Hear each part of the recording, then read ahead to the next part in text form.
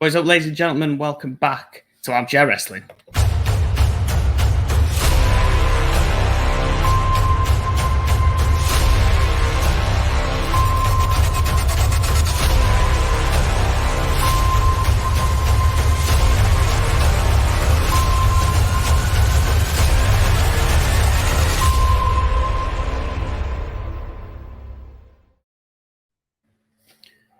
What is up, ladies and gentlemen? Welcome back to Armchair Wrestling. I am your host, as always, top boy number one booker, Alex Bennison, and we are joined by a very special guest, as we normally are on these live streams. We are joined by one half of one of the best wrestling tag teams in the Impact Wrestling scene at the moment. One half of the North is Josh Alexander. How are you doing, my friend? Good, man. I feel like I just stepped into a Christopher Nolan film with that intro. We don't do anything by halves here at The Buzz. We like to just go full throttle and throw everything at it. We're in your face all the time. I love it. Yeah. No, things are good, man. At the bottom of the screen, obviously, you can see there's a little ticker. And obviously, on screen now, I'm about to throw up. We've got a Manscaped promo code that you can use at checkout. If you use code SYG2020, you'll get 20% off and free delivery. It's great for this time of year, especially when you're trying to save a bit of money around the Christmas period. Maybe you want to shell out and get yourself a little bit, but you might feel a bit too indulging. You can save yourself a little bit and get that free shipping, which is always a key thing to look for. So yeah, use code SYG2020 courtesy of The Buzz. But yeah, if you're George the Animal Steel, hop on that promo code.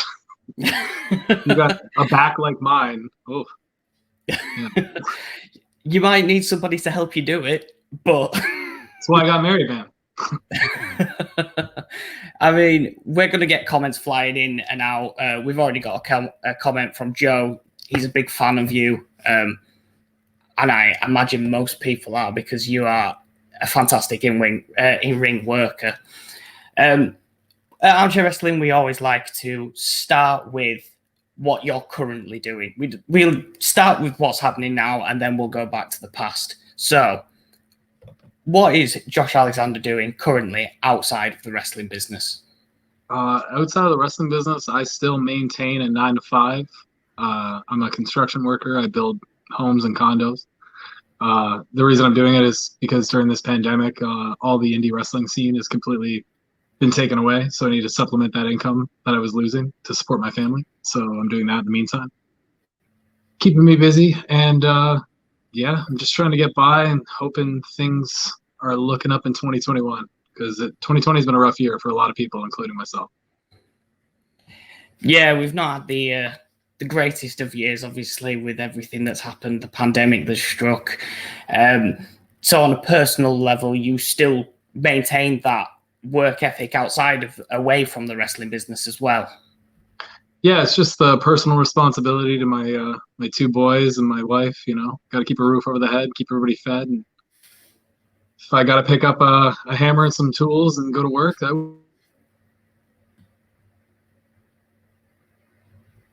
Oh.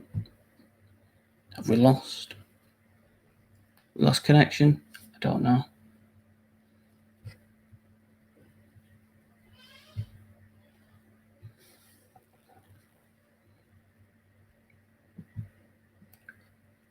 I'm not quite sure what's happened here. I think we might have lost connection to Josh. So if you just bear with us a few minutes, we'll see if we can get the connection back going. While we wait, though, I will run a quick little promo video that's just going to show you all the social media accounts that you can reach us on at The Buzz. Is that better?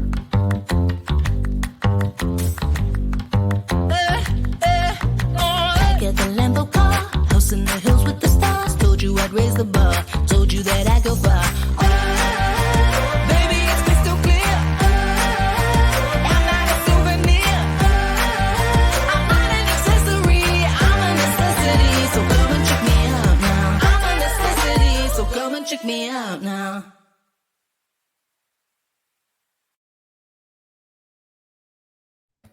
I believe the connection's sorted out now. I'm not sure what happened there, but we're Canadian back. snowstorm. Canadian Snowstorm, I know that's been going off and on for about a week now, so I just kicked it onto my data plan, and it'll be fine.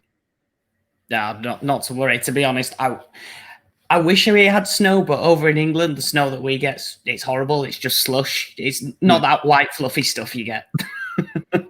I just want it for Christmas, and then I can go away.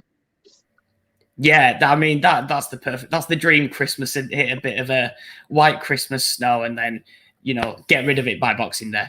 Yeah. So yeah, we've talked about what 2020 has been like for you outside from the ring. What's it been like for you inside the ring? I know it's been really weird for a lot of wrestling companies like Impact, WWE, and AEW that have been working with no crowds. How does that affect the mentality of being in the ring? I mean, myself and Ethan Page, we talked about this on his latest vlog at, I think it's YouTube, Ethan Page vlog. But if you guys want to check it out, but like we kind of surmised that 2020 was the most successful year of our careers, either of us. And it was at like the strangest time with all this stuff going on. No crowds, no traveling, everything combined, but somehow we managed to make the best of it. He is obviously a media, juggernaut for professional wrestling. I don't know how else to describe him. He's got his hand in everything, and he's definitely made the best of the time off with his own brand, and I've kind of reaped the rewards of that as well. But as far as in the ring at Impact, we couldn't ask for a better year. I couldn't ask for a better year, at least. Crowds or no crowds, I'm interested in putting on the best in-ring product possible, and without having crowds, I think that the in-ring product is even more under a microscope. So the people that are really good at it, they really shine through. And I mean, without being cocky or egotistical, I think I'm really good at it. So I think my stuff's starting to shine through, and people are starting to take more notice of how technically sound I am in a ring. Yeah, I mean, to be honest, obviously whenever we arrange for an interview, we've got to do his research. We can't just go into this walking blind. And I've looked back at some of the matches that you've had over this past year. Going from February, you had that barnstormer with TJP in a singles match, and I thought that was incredible, and the crowd really enjoyed that. To the matches that you've done in tag teams with no crowd there, it seems like the workers pay attention a bit more to those little details now that there's no crowds there. Yeah, there's no distraction for like the viewer. So before, something might happen and they might cut to a crowd shot, or you might have your eyes on something else going on because the crowd's so rowdy or something, insane. This time, like, it's so quiet when you're out there. Like, we don't have Josh and Madison or Josh and Matt Stryker's voice playing over a loudspeaker. Oh, okay. I'm waiting for a gong. Yeah. A gong? Yeah. No, it'll turn right back on. That's my bad. No, not to worry. Yeah. So you know what? While you saw. What a disaster. No, there we go. No, not to worry. I mean, this is what happens when you do live stream podcasts. Anything can happen. I just don't want to be the bad one, man. Come on. I'm trying to make this go smooth.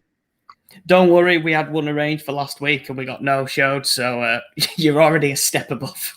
All right, we won't name names, though, right? No, we won't go there. We've had a comment come through from Joe. He's put, who are you looking forward to working with from AEW? Obviously, this is coming from the Impact AEW now working together. I mean, number one is the FTR North Dream match. I don't think somebody had told me that they don't think they've seen any more dream match scenarios than the North against FTR mentioned for the AEW Impact merger thing that might occur or is occurring. I don't know. So that we were really humbled by that, because we've sought after being one of the best tag teams in the world, and PWI came out the top 50 tag teams in the past couple of weeks, and we were number 4. FTR was number 1, and guess what? Tag teams number 2 and 3, they don't exist anymore. So I guess that bumps us up to number 2. So if we want to find out who the best tag team in the world is, I think that's the matchup. I can do dream scenarios all day long. I would love to wrestle Jurassic Express. I think they're unique, even though they kind of stole our finisher that we invented and created. The Young Bucks, I would love to run that back with them. Penta and Phoenix, we've wrestled them in a 3-way tag team, but never in just a regular tag match. There's so many dream scenarios. They have like a deep talent pool for tag teams, especially. So, we're open to all new things. So hopefully something can occur. Yeah, I think the wrestling world is buzzing, seeing that bit of working together between Impact and AEW. And the main thing is the tag teams that are going to be merging together now. Yeah, like you said, AEW have a fantastic range of tag teams, and it's just take your pick at who you want the North to face. There's just so many possibilities, and like the fact that fans exploded with interest right away, that brought me back to the Monday Night Wars when you didn't know what was going to happen. Like that uncertainty draws a lot of interest. So you have like casual fans coming out. I had a guy up here. I live in I say Northern Canada because everybody thinks Canada is Toronto and that's it. I'm north of Toronto in the middle of nowhere. And I had a guy come up to me in my local gym and he was just like, "Oh man, did you see what happened last night? Kenny Omega is going to go to Impact." And like, he knows I'm an Impact. But like, he was just like, "I haven't been this excited for wrestling in 30 years, which is crazy to me. But that's how a lot of people feel. Yeah, and it seems very weird that a buzz like this has happened on a year where everything seems to be all up in the air, with like 2020 with being no fans, but there's still that big buzz for wrestling. Do you think that although the year's maybe been a bit of a downhill spiral for a lot of wrestling companies that are indie promotions, it's been a bit of a building block towards a lot of these mainstream talent promotions like AEW and Impact? Yeah, because you take the indie scenario out of it. So all these fans that used to be diehard indie only fans, because I've met thousands of them over the years, they only support their local indie. I'm sure in the UK there's some too that would only support Attack or only support Progress or whatever. That stuff on TV is not for them. Now they have nowhere else to go. So if they want their wrestling fix, they got to pick a company. And I think that's why you're getting a lot of the companies, like the interviewed of fans. Like you see AEW say you can't be a fan of WWE if you're an AEW fan, or yada yada. Like all this compartmentalization of like whose team you're on. And it's just diehard fans. They need to get their fix and they need to figure out who they want. And I think mixing everything is just the icing on the cake, especially in 2020, to gain even more interest for all the companies. So let's steer away from wrestling a little bit, because we are in the holiday season, 5 days till Christmas now. Is there any Christmas traditions at the Alexander household? I have a 6-year-old son and a 2.5-year-old son, and we do Elf on the Shelf, obviously. So every morning my 2.5-year-old wakes up and my 6-year-old will play along and even be like, "Oh, you got to find Elfie. You got to find Elfie." So he'll be running around the house trying to find him, doing whatever he's doing. He was riding a Triceratops on top of the refrigerator this morning, by the way. Other than that, my wife and I, we try to buy each other a ornament every year. But Christmas tradition, I didn't grow up with a big family. I was kind of like, it was just me and my mom. And so like just Christmas has always been special. I try to watch Home Alone and Home Alone 2 and Die Hard all on Christmas. That's about it. So are you one of these people that says that Die Hard's a Christmas film? I mean, yeah, why not? It was a big argument between a lot of the people that are out the buzz, that people were saying, well, it can't be a Christmas film. It's not based around Christmas. It's just set at Christmas. And I think it's one of the many arguments that people try to find at Christmas is it a Christmas film or not? Yeah, I've seen the arguments with, there's tons of other examples too, that people, if you're counting that, you got to count this because there's a Christmas tree in it and it happens during that time. But like, I don't know. It always felt like a Christmas movie to me for some reason, just because, and it's because of the police officer. He's talking about his family having to work on Christmas Day and stuff. So you get like a little bit of Christmas emotion. So I watched your Impact little trailer that they made for you in 2019, I believe it was, and they talked to you about how you became a wrestling fan, where the love for the sport and the sheer drive for it that you had as well. Because to be honest, your story is it's amazing. It's inspirational, especially through the things that you fought through to get to where you are at the moment. But I'd like to jump back to the start of that. So what was the early wrestling memories for you? Early wrestling memories, man, like I look back at it now and it's kind of all in a fog and a haze because I went to every single show I could. I wanted to be in a ring as much as possible. I had a complete reckless disregard for my health and well-being. Anytime I was in a ring, I was just it's that old I don't know if it's from Dark Side of the Ring or no, it's from Beyond the Mat, I think. But Spike Dudley says he loves the pop of the crowd, right? Yeah, that's the film where he does it, and like I related to that, especially early on in my career. I would do anything to get that big pop, and like wrestling just fueled me. It was the only thing I was good at, like I say in that documentary. And it's still the only thing I'm good at that I love doing. I can make myself good at a lot of other things, but they just make me miserable. So, there was no way I was going to get this career taken away from me by any sort of injury. I was just going to persevere and push through.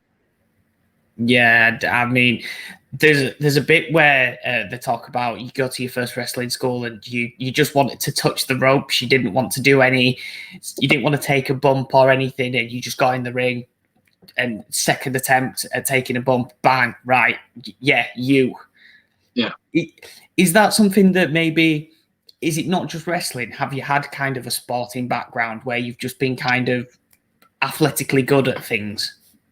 I was very good at basketball, but I was a very, very big kid. So I couldn't be that good. But if I were to look at my like whole career playing soccer and then playing basketball or football, sorry. Like I was always athletically gifted, very coordinated. If I did something wrong and I got corrected by my coaches, I could fix it right away, which was my one benefit for professional wrestling training. If I did something wrong, I would never do it wrong twice once it was pointed out. Because it's just the way I learned. And when I started wrestling, I dedicated myself to losing weight and getting in better shape. And through that, I became a better athlete right away and could apply that to wrestling. And it was just, when I started wrestling, things just skyrocketed. They seemed to move with such crazy momentum that, I thought I was going to be signed after 4 or 5 years or somewhere doing all the things my heroes like Bryan Danielson, Nigel McGuinness, Alex Shelley, all these ROH guys were doing. But, it took me longer. I had some injuries derail me along the way. But I was definitely made to be a wrestler. And so you just mentioned some of the Ring of Honor legends, and obviously Alex Shelley's now in Impact again. And you had those incredible matches towards the back end of this year with them. But so was it not just mainstream wrestling then that you were into? Were you one of those people that went out of your way to watch all types of wrestling, no matter if it was a big stage, or were you someone who kept your eye towards the indie scene as well?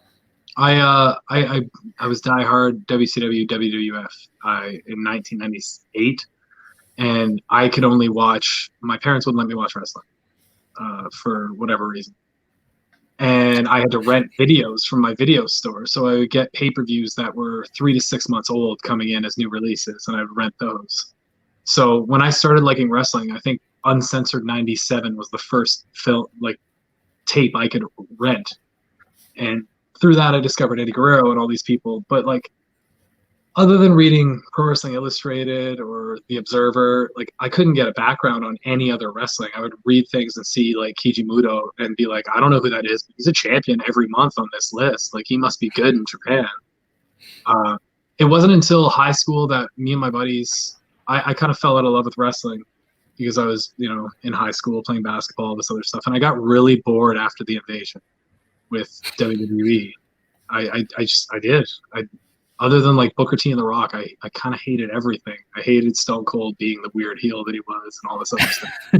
He was my hero, and then now he's playing a guitar and doing these weird promos, and I was just I wasn't into it at the time. But we discovered EWR 4.0 Revenge, which is like an online booking game that was like, it's very rudimentary, but like it was a blast for us because the four of us would get together and we try to book. We'd have like a draft, and we draft all these guys. And like if I had Loki, you couldn't have Loki. If I had Kurt Angle, you couldn't have Kurt Angle. So through that, we were like, who's this Loki guy? Who's this AJ Styles guy? Their stats are the same as Kurt Angle. Like, this is insane. So I went to my local CD store and I found Ring of Honor DVDs I could order, and I had to pay like $50 a DVD to get them. But I ordered like 2 or 3 DVDs. And I remember watching the first one. I think it was the tournament show, which was like, I think the finish was like Bryan Danielson, Christopher Daniels, Loki, and somebody else in a 4-way, the finish to the tournament. Yeah. And just seeing Loki, honestly, changed my whole perspective on what professional wrestling could be. I had seen Rey Mysterio and Eddie Guerrero and Chris Benoit and all these people that I like looked up to as like in-ring technicians and like some of the best ever. But when I saw Loki, I was like, this is completely unique. And through that, I discovered indie wrestling up here and found a wrestling school not too long after. So. Yeah, you just said unique there. And I think one of the things that really draws people to the North matches, maybe if they've not seen Impact or they've not seen WWE, is you've got a unique look with the headgear and the singlet and things like that. What I know, the headgear's it's a collegiate wrestling kind of look in it. So did you want to bring that style of wrestling towards the professional wrestling as well? I spent a lot of years on the independents trying to find what I was good at. And I found that I was kind of like a multi-tool guy. Like I would go in and I would just work towards whatever my opponent was. If my opponent was a lucha guy, I'd be basing and I'd be flying around because I'm fast for my size. If it was a technical guy, I would stay on the mat the entire time. Like I was comfortable in any scenario, brawling, you name it. And I still am, because that's what I've tried to do my entire career. But I was trying to find my own identity. And it took me a very long time. I was very successful before that, but like I was never anything where you'd go to a show and you'd be like, you would remember who Josh Alexander is. You'd be like, you would see like Sonny Kiss or, Marco Stunt, you'd be able to remember their name right away because they stand out to you. Like Sonny Kiss has a crazy presentation that, you're not going to forget his name. But like me, I would be like, hey, that guy with blonde hair, that was pretty good. Like you wouldn't have a way to describe me, which is like, that's how you break it down of like marketability. And I actually injured my ear at AIW. I got kicked in the ear by ACH, and my ear, like you can see it now, it's kind of looks strange, but like it swelled up like the size of my fist like this, and then it split and it was like falling off my head. So my ear didn't come completely off, but it was like dangling over because it swelled so much and burst. So I had to go get surgery on my ear, and they had to pin it to my head. And this was right when I was coming up in the American Indies, making a name for myself. And they were just like, take 6 months off, because if you re-injure it, your ear canal is going to swell and we're not going to be able to fix it. You're going to be completely deaf in that ear. And I was like looking at my booking sheet being like, I'm getting momentum right now. Like I can't stop for 6 months. Are you out of your mind? Like, you know what? I'm going to order some amateur headgear online. I'll put that on and see if, I can move around with that and it's not going to affect my ear. And luckily, it completely protected my ear and kept me safe while I filled all these bookings. And then I kind of found my identity. I'm the guy that wears headgear and isn't Rick Steiner. Like there's only 2 of us. You were barking around the ring. For the first 6 months to a year, any show I went to, they would be barking. They would think I'm a total knockoff of Rick Steiner and all this stuff. But I'm lucky enough to say I've built my own identity over the past 6 or 7 years where I've been wearing headgear. So yeah. So back to the very beginning. It says online, and you can never trust what they say online, but they say that one of the trainers was Johnny Devine. And you debuted in 2005, I believe. So that's around the time Johnny Devine was in TNA, I believe. What was it like being trained by him? Being able to pick his brain? Anybody that knows the legends of Johnny Devine knows that being trained by him is probably one of the things you do not want to do. And that's not because he's not very knowledgeable and a very good trainer. I think he is instrumental in all the success I've had. He retrained me and taught me all those little things that I say that, you can call people out for that are under a microscope in a ring, especially right now with no crowds. He was the one that taught me how to make sure that nobody sees any holes in your game. But it was brutal. He was trained in the Heart Dungeon, and he was towards the end of the Heart Dungeon. So he's a smaller guy. So going into that school, he would get stretched every single day. They would try to make him quit every single day because he's 5'7", 5'8", and he's as stubborn, if not more, than me. And he said nothing was going to break him, and he made it through. But then he trained us the same way. So I remember going into training and having to do 1,000 Hindu squats in a row just because he was in a bad mood. And if you quit, well, guess what? You're not coming back. Like stuff like that. So, it definitely prepared me for what wrestling is, because anybody that you've seen, if you've been a fan of indie wrestling for, 2 years, you've seen countless names come and go. And that's because they weren't prepared for all the scenarios and the hardships and all this other stuff. And that training, that was one thing it did for me. It prepared me for anything.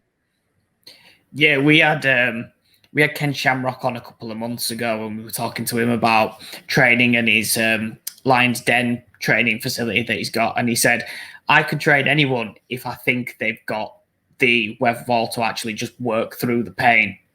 If you don't show that desire, then there's no point in me trying to train you. Yeah, and I ran a school myself last year before COVID, and I had a lot of students that thought the training I was doing was extreme, because there's a lot of physical work that you have to do to train, like the Hindu squats, the push-ups, all that stuff. It's not just to make you look good, in a singlet or whatever. This is because the professional wrestling business is tough. If you think getting in a car and driving 12 hours to a show just to wrestle, make whatever money you make, and then drive 12 hours straight home because you don't have a hotel isn't tough, you're going to have to pay your dues for that stuff. So what's 250 Hindu squats compared to that? You just need to know that people have a passion for this and will do anything for it. And that's just one way you weed out those people. So from training with Johnny Devine, do you feel like you've trained a bit with the Heart Dungeon, or do you feel like the Heart Dungeon may be even another step up from the training that you received from Devine? I wouldn't say that I was trained in the Heart Dungeon or anything like that, but I think that I have an idea of what it was like, for sure.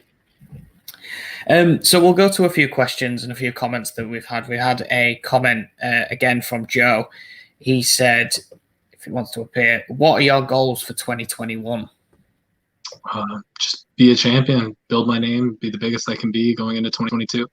I want to, I strive for constant improvement. I don't care what it is, whether it's in the gym or, my professional wrestling career. I can't stand still. So if things aren't moving up, I'm not happy. So I'm going to do whatever I can to make that happen. And we had a few on Twitter when we did announce this. SCW Wrestling wants to know what the future holds for the North.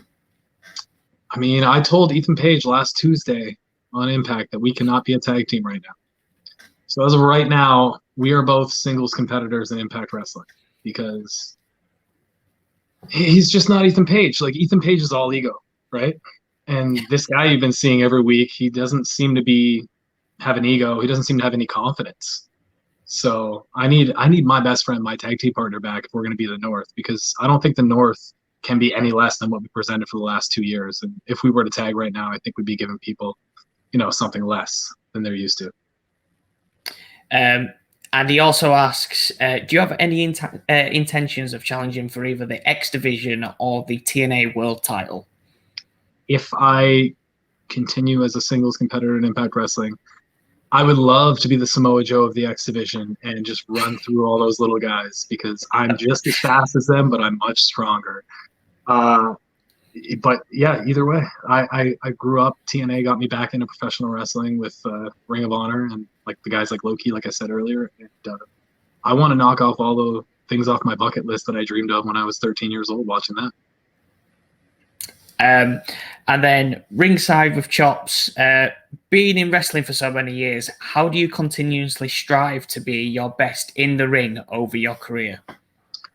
I I spent a lot of time as a wrestler not admitting I was a wrestler out in the real world because I didn't feel like I looked or presented myself as a wrestler. Like I was still, even for the first 5-6 years of me being in the business, I felt like I was like playing a wrestler rather than being a wrestler. So the first step was getting to the point where now, like, I might meet somebody new and they look at me and I go, "Oh, are you a wrestler or a fighter or something?" Like, people pick up on it. And I'm just always, like I said before, I can't stand still. I always want to improve. I always want to get better. I looked up to people like Eddie Guerrero is my favorite of all time. Like hands down. Guys like Rey Mysterio, guys like Chris Benoit, Chris Jericho, all these guys, those technicians from WCW that you saw come up and make a huge name for themselves. I want to be on a list with those guys. I want to inspire young wrestlers like those guys. And if I'm not busting my ass working as hard as I possibly can, then I'm doing a disservice to those people. I mean, that's an incredible way to look at it. And I mean, that shows the desire that you have to succeed in the wrestling business. Moving on, though, to PWG was something that I had to speak to you about because PWG got me into indie wrestling. I was training to be a wrestler over here. Clearly, I never made it, so I decided to speak about it instead. But PWG was one of the first indie shows I ever saw. I saw a tag team match, and it hooked me right away. And I've always been intrigued as to what the atmosphere is like backstage at one of those shows compared to the TV shows that you'd work on. Our first tag match in PWG in Reseda was against the Young Bucks. And this was the Young Bucks at the height of the Bullet Club, at the height of their, like, the big, not even the height. They ascended to even further heights, obviously. But, like, this was, like, they were red hot. And I remember we went out first, and we're in the ring. And, like, the crowds, like, gave us a warm reception. They kind of knew who we were. Then the Young Bucks music hits. And the crowd was so loud, their entire entrance. I turned to Ethan and I said, "Are you hearing this?" And he like looks at me and he like afterwards I was just like, "You didn't answer me. Like you didn't even talk back to me." He's just like, "I couldn't hear you. Like you couldn't hear somebody standing right beside you." That's how insane the crowd was. And like they're the greatest crowd like ever assembled. Like they're all like Progress, when I wrestled Progress was pretty similar with like the chants and everything and like just how they respond to really good wrestling, which is amazing. But like Reseda is just so packed in there. You're talking about 400 people in a room that was like a third the size of that Progress crowd I did. And like, man, I'm sad that they left that venue. I'm sad that that venue is shut down now because that place was just like the pantheon of pro wrestling for independence. Yeah, I always thought that if someone had made it to a PWG show or you were being booked on a PWG show, I was like, that is the highlight. That's the spot that you want to be at if you're going to be noticed as on the independent scene. So do you think that the crowds that are at the PWG shows, and obviously because we're in this weird situation, there's no crowds at the moment, do you think those crowds are more red hot for the in-ring wrestling? There's no need for storylines for that. Yeah, that place was like, especially there, like you kind of categorize it as like we say like hipster crowds or something. Like there's like a whole hipster community that like likes really good food and they like really good music and all this stuff. But they find like these little holes in the walls where they can get like the best tacos. Like PWG to me was the best independent that nobody knew about, and then everybody found out about it, right? Yeah. So like that's kind of like how I surmise how it grew. And then you had like celebrities start going. Like when I was there, the lady from Modern Family and her husband from Magic Mike were sitting front row. Like I almost fell on Sofia Vergara. Like it's a happening. Like everybody wants to be a part of it, even them. Like it's insane. I hope I'm right in saying this, but like when the independents do come back, and I really hope it does before 2022, because I want to get back on the independents before I have to do any more contracts. And if I ever do another contract, I don't want to lose out on the indies. I love wrestling on the indies. And if my next contract is exclusive somewhere, then that means, I'm just going to be on a TV somewhere, which is great. It's a dream, but like, I love the indies. I want to experience a little bit more before like I walk away from them. But I think the crowds are going to be red hot. I think they're going to be insane. I think people are just, the more lockdowns and all this other stuff happens, the second COVID goes away and people can get out, I think everybody's going to be living their best life. I think everybody's going to seize the moment. I think they're going to like not take anything for granted. And they're going to be like, you know what? I'm going to go to that wrestling show that I always passed up on because I was busy on Friday nights or something. You know what I mean? Yeah, I think when COVID does go, and PWG could sell out an arena by the time because they'll be the most wanted tickets for a wrestling show ever. I mean, they're running out of independent wrestlers real fast because it seems everybody's getting signed these days. But yeah, I sure hope so. So actually, I was going to go on to a different topic, but I kind of want to stay on this because the Impact thing that I watched shows you getting your contract and being given it in the ring whilst working at a show. What was your emotion like being handed that piece of paper, being stood in the ring with the fans around you? I got knocked out in the match I had right before that. I was the main event of the show, and Simon Grimm, he came up and he gave me a knee beside the ring, and I took the knee and my head went back and hit the post that comes across underneath the apron. And like I was asleep for like 3 seconds. And I woke up and I remembered everything and I got through the match because, you know, I'm a maniac. But I came through the curtain and I remember I took a knee for a second to catch my breath and I hear like, you know, Josh Alexander come out here, all this stuff. And I go and I stand in the ring with Scott, and I've known Scott for 15 years. And I've never known Scott to show a single goddamn emotion at all. And as he's cutting that promo to give me this contract that he knows that I've busted my ass for, come back from neck surgeries and all this other stuff for, and made myself better than I ever was. Like, I think he understood how much work went into me getting that opportunity because, like, his lip was quivering. He was getting emotional. And, like, that's not any Scott D'Amore I ever knew. To the point where, like, he swears when he gives me the contract because he was so worked up. And, like, I was more like, this is happening. This is like, because there was rumors that this was going to happen. Like I was going to get offered a contract by one of two companies, and it happened. And I was just like expecting it, but at the same time, I was not expecting Scott to get emotional. So I was stuck at the moment, looking at him, being like, "Is this really like? Are you actually doing this right now?" And then like for it to happen in Destiny, which is like my home promotion here in Canada. It's run by George Iceman, and he brings in like the top talent from around the world. He had Pete Dunne for 2 years while he was in WWE as UK champion. You know what I mean? Yeah. He just brings these marquee matchups that you could never imagine seeing somehow on the independents. And for like that crowd to be the crowd that shared that moment with me, meant, and like it was insurmountable. It was amazing. Yeah, you just mentioned Pete Dunne. I think that's one of the matches that I want to see on TV with no crowd, because Pete Dunne works well with a crowd or without a crowd because he does the little things so well. But you and Pete Dunne would probably tear the house down with nobody even being there.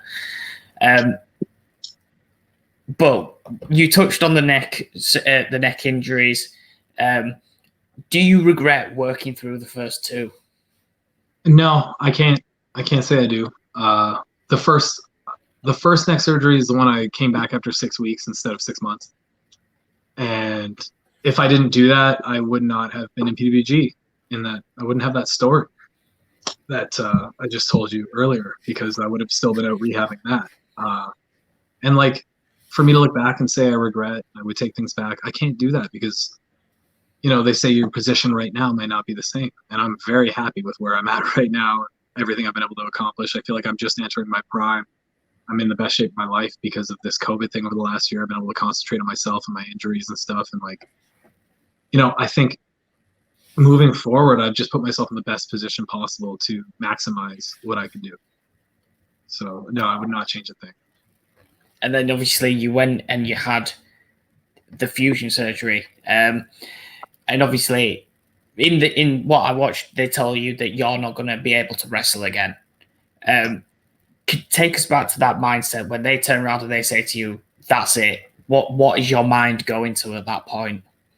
I had been expecting the worst from the doctor, so like when he said it, I was just like, "Oh yeah, no problem," you know. And then it wasn't until I walked out of the doctor's office into the parking lot and I looked at my phone and I was just like, you know, it hit you like that, like brisk iced tea thing when they fall into the water, and like I was just like, what am I going to do? Like, I called Ethan Page right away. He was the first person I called. I called him before I even got to my truck, and you know, he's a very positive, very like, you know, he's the one that reassures me. I'm the pessimist of the group for sure, and or realist, however you look at it. But he, you know, he reassured me that everything was going to be fine. You know, I could find something without wrestling, and like that's what after wrestling, when I had to retire, like he made sure that I went out how I wanted to. He helped me run an Alpha One show for a benefit for me, and I ended up making some money off of it, so that my time off was, you know, a little more comfortable. But you know, it was very emotional. You know, I'm losing my first love, what I thought was my only love at the time, and you know, I was just very happy when I found out I could get it back, and you know, it all transpired that way. Yeah, and I think there's been a bit of a resurgence with a lot of people's neck injuries coming back. Like obviously you've had Edge and Daniel Bryan as well as two main ones that have come back with from having big neck surgeries and big neck injuries. But as being someone who's obviously come back and they said to you after the surgery that it wasn't as bad as what they originally thought, do part of you watch maybe Edge and Daniel Bryan matches and you kind of go, maybe you need to take it a bit steady, or do you agree full forward, just go for it while you can? Yeah, like a single level fusion, it doesn't seem to be that big of a deal anymore. As you've listed all these people as single level fusions. Edge, I think he has 3 levels fused, which is a little more insane to me. I don't know how that's working, but you know, he's also working for the biggest company in the world, and they can probably afford all these medical things that I don't even know about. So I personally, when I came back to wrestling, my first match back was against Ruby Riott in Alpha One, and I was like the big bad heel that returned and stole the title belt, and she was going to be the first female to win the championship of that company. And you know, the way it was set up, I remember she had to give me a Saito suplex as part of the match, and I was very nervous. But like, I trust her, so you know, we did it. And I remember I held back a little bit, and because I held back a little bit, I didn't hurt my neck. I hurt my shoulder taking the move, and like it was so stupid. And then like literally, I wrestled the next weekend on a different show, and I said I'm not holding back anymore. Like I have to wrestle like I used to. I can't wrestle thinking that I need to be careful about this or try to cover this, or you know what I mean, because I'm just gonna hurt other things trying to overcompensate. And you know what? I will avoid taking a package pile driver ever again. Like if you ever see me take a package pile driver again, know that somebody put $1 million in my bank account. Like, there's certain moves where I'm just like, no, I'm not taking a cop killer. Like you can pay me for the rest of my career if I like hurt myself then. Like, you know what I mean? Because there's certain moves where I don't feel like I can protect myself. And Yeah, like, that's the precaution I take. But like I'm like, as I said, I'm very athletic and coordinated. I am very good at protecting myself, and I've really taught myself that over the past 7 years. we've got a comment here from Archie with the North. Thank you for joining us at the Buzz. Archie's our resident Canadian. He does all the promo videos that you love so much. Christopher Nolan, all right. Yeah, because there was an incident on Impact where Alex Shelley took a pile driver on the ramp, yeah, and he ended up with injury, and I can't remember if it was a disc or something. Maybe he did it top of his neck or his back. When you saw that, did you go, oh god, yeah, maybe that was a bad idea? No, not at all. I've given that move to, you know, hundreds of people. I've executed that move 1,000 times. I know that I can put anybody within a centimeter of the ground and not hurt them whatsoever, but make it look like I did. And that's exactly what I did at Bound for Glory with Alex Shelley. Alex Shelley did not suffer an injury because of me giving him a pile driver. no matter what anybody wants to think and call me reckless and all this other stuff, guess what? You just got fooled by professional wrestling. That's it. So yeah, we've gone through the layers of the career. We're peeling it back, and there's still so many more layers of your career to come. And like you said, you're in the prime of your career at the moment with Impact Wrestling. Is the be all and end all for Josh Alexander Impact Wrestling? Or I'm not saying that Impact Wrestling is not a top level, but I'm saying, is Impact Wrestling where you're happy being at? Yeah, I never had that daydream of being the main event of wrestling. Like so many other wrestlers, like they dreamt about, winning the Royal Rumble and going on to WrestleMania. Like I never had that daydream. Because, it sounds really impossible. One in how many thousands of people get to that opportunity. But also because like I was a fan of the workhorses. Like I listed them all before. I want to make a name for myself so that I have a legacy where I'm not forgotten. And I think the North has done a really good job of that in 2 years, 2 short years. We've already, in my opinion, I think we've eclipsed every tag team in Impact history that you can name, other than like the Dudley Boys and stuff who made their names elsewhere. But any homegrown team from Impact, I think we're up there with all of them. But like I want to continue doing that. I want to wrestle in Japan. I've never wrestled in Japan. I've wrestled countless Japanese people when they come over to Canada or the US, and every time it's just the best. And I want to travel to Japan. I want to wrestle everywhere all over this planet. I want to go back to the UK. I just want to be the guys I looked up to. I want to be like Bryan Danielson back in the day, just making a living, flying around. I don't care what company it's for. I love Impact Wrestling. I will stay with Impact Wrestling for the rest of my life if, it's all best case scenarios and everyone, gets along. But like, wrestlers are mercenaries. We're independent contractors. We go wherever, people want us. And if Impact doesn't want me in the future and somebody else does, then you'll see me there because nothing's going to stop me from this. Yeah, I think a lot of people who do work over in Japan do come back and say it is an experience that you have to do to fully understand, because I think Steve Austin says the fans work in a different way. They don't pop for the same things, so you've got to change your style, and it's probably a lot more hard hitting. So is that like one of the dream destinations for Josh Alexander? Absolutely. And like the one like kick in the pills that happens every single time I wrestle somebody new, like first time I wrestled Shelly or the first time I wrestled Carl Anderson or anything like that. First thing they say is like, "Hey man, have you ever been to Japan?" I go, "No," and they go, "Oh man, you'd be great over in Japan." Yeah, that's great, awesome. I'll just keep waiting. 15 years, no problem. Maybe you might have to give a few nudges, put a good word in for you. Yeah, I'll buy him a few beers and see what I can do. Yeah, we've run through a hell of a lot of things here, and I mean, for 15 years in the business, you've changed the way that tag team wrestling has been looked at over the past few years with the North, especially in Impact Wrestling. I just want to, as a fan of the wrestling business, I want to say thank you for putting yourself through the pain that you've put yourself through with the neck surgeries, the working whilst hurt, and then for the tag team of being in the North, because without you, I think tag team wrestling doesn't, I know like Young Bucks and people like that, but I think for Impact Wrestling, tag team wrestling doesn't get looked at the same way that singles competitive wrestling gets looked at.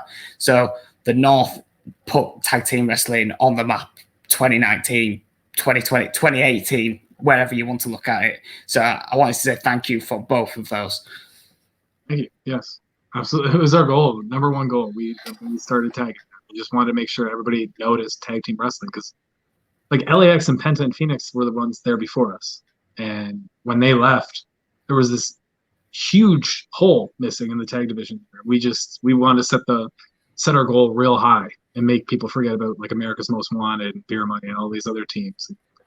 Hopefully we've at least somewhat chipped away at that.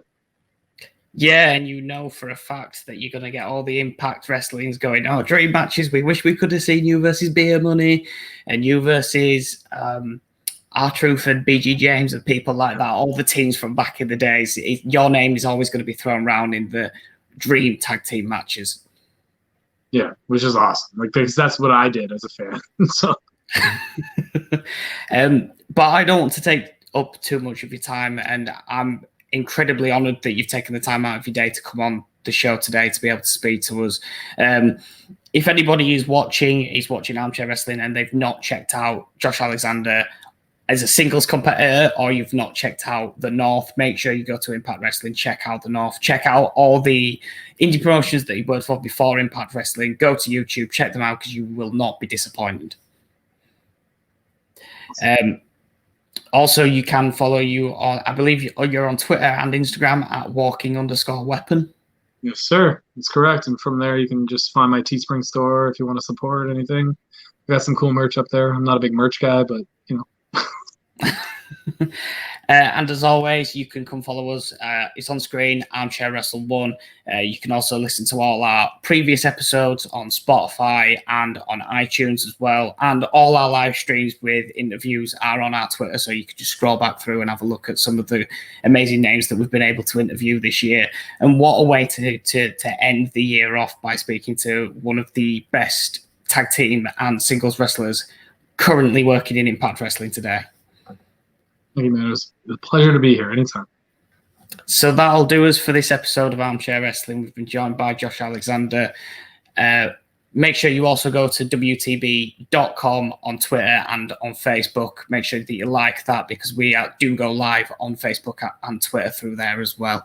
But again, guys, what a great interview and a pleasure to be able to do this. So make sure you check out what we've got coming up for the new year. This will probably be the last thing that we do for this year. But again, thank you, Josh, and we will see you in the next episode.